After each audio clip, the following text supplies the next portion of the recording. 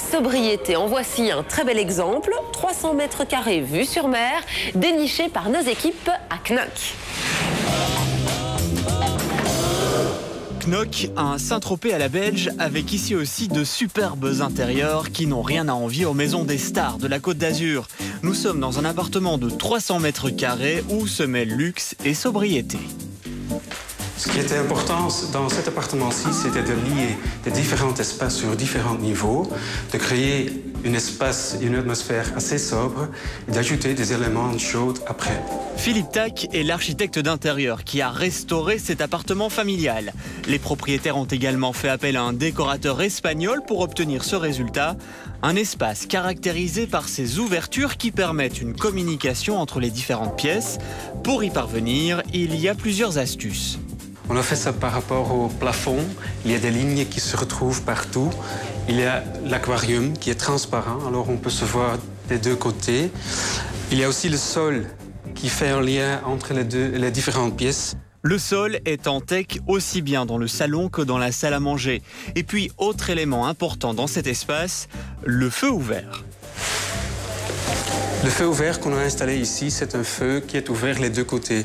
Comme ça, on a des perspectives qui sont assez intéressantes et ça donne une ambiance très amusante aussi dans les espaces. Ce feu est au gaz et les bûches que vous voyez rougir sont en réalité de la céramique.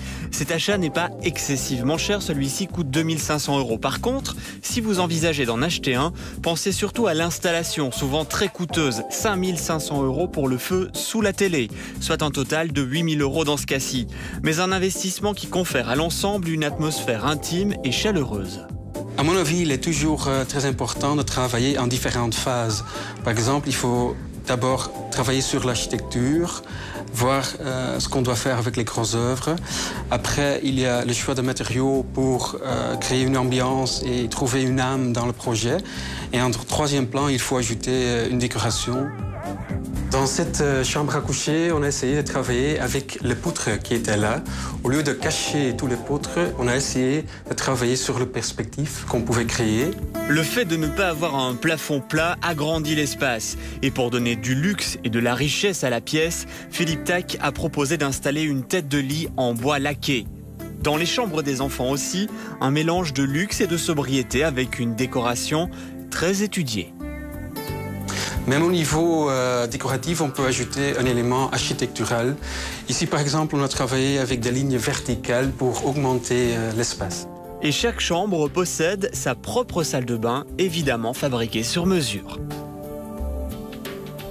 Toujours dans le même esprit de minimalisme et sobriété, on a essayé d'intégrer les techniques d'évacuation, qu'on ne les voit pas, mais il faut compter que ça coûte presque le double qu'une douche normale. Ici, l'eau s'évacue par les joints, ni vu ni connu. Et à propos d'eau, c'est sans doute la touche finale à la décoration de ce superbe appartement, la vue sur la mer du Nord.